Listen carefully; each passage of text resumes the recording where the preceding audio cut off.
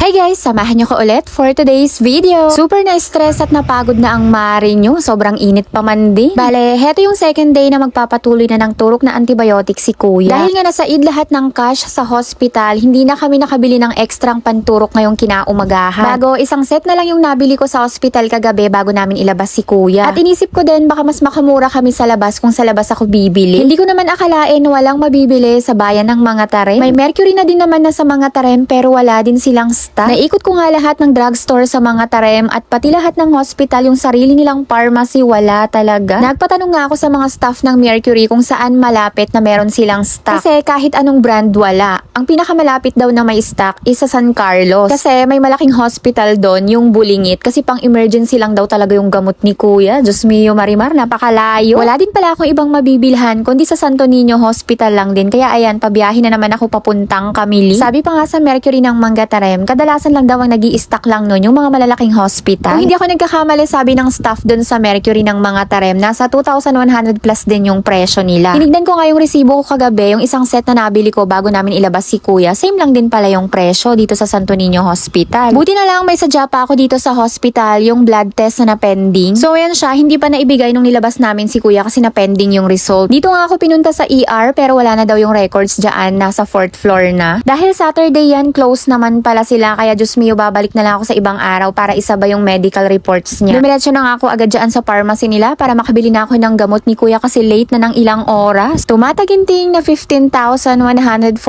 pesos ang aking binayaran. Hindi pa nga kasama dyan yung ilang pirasong binili ko na syringe at saka sterilized water. Kulang pa yung naipon namin na pambili ng gamot ni kuya kaya 6 pieces lang yung nabili ko. Nakakapanghina yung presyo pero kailangan matapos niya kasi antibiotic yan. Buti na lang talaga marami kaming pamangkin na nagmamahal kay Kuya Marco, nagpapadala sila pandagdag din ng pambili ng gamot. So ayan, ilang beses pa nga ako nagpabalik-balik sa cashier kasi hindi ko sinabay kanina kasi akala ko magkukulang yung pangbayad ko. Chinek ko nga muna isa-isa kung kompleto yung nabigay sa akin kasi Diyos mio, ang mahal. Ayan yung ituturok sa kanya ni antibiotic, sobrang mahal, meropenem. 17 shots yung kailangan niya, so nakakaisang shot na siya pagkalabas niya ng ospital. Tapos nakabili ako ng 6 ngayon. So kulang pa siya ng 10 pieces. Kailangan pa ng 30,000 para makumpleto yung gamot niya. Pero sa susunod na yun po problemahin ang kailangan muna ngayon makauwi na ako kasi late na yung kanyang gamot na ituturo. Alam mo yung sobrang nanghihina na ako pero lalo pa akong humihina kasi sa sobrang mahal ng gamot ni kuya. So kahit sa public ka makonfine, mahal talaga pala yung gamot na yan. Bibilhin mo talaga siya sa labas. Meropenem 1 gram 1 vial, hindi kita makakalimutan sa sobrang mahal mo. Buti na lang pagbaba ko ng Olo Cafabrusan Highway, nakita ako ng aking bayaw at pauwi din siya kaya sumabay na ako. Buti na nga lang din mabilis magpatakbo ng tricycle yung bayaw ko kasi super late na talaga yung gamot ni kuya nakasunod.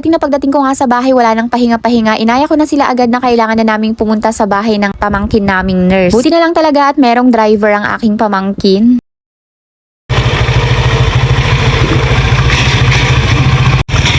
Buti na nga lang at malapit lang yung bahay nila sa amin, kabilang barangay lang. Nag-offer na nga din yung pinsan namin at yung pamangkin namin na wag nang umuwi si kuya para hindi na siya biyahe ng biyahe kahit malapit lang. Dito nga muna silang mag-asawa mag-i-stay ng 4 days at para ma-monitor din si kuya ng maayos at kumpleto naman ang gamit yung aming pamangkin. So ayan ang aming pinsan, si Ate Vicky. At ang aming pamangkin, nurse yan siya sa private yacht. So ayan, okay naman na yung itsura ni kuya compare nung bago siya itakbo ng hospital. Meron pa din siyang pag-chill, lagnat pero pasulput-sulput na lang. Nakakatawa-tawa na din siya kahit paano.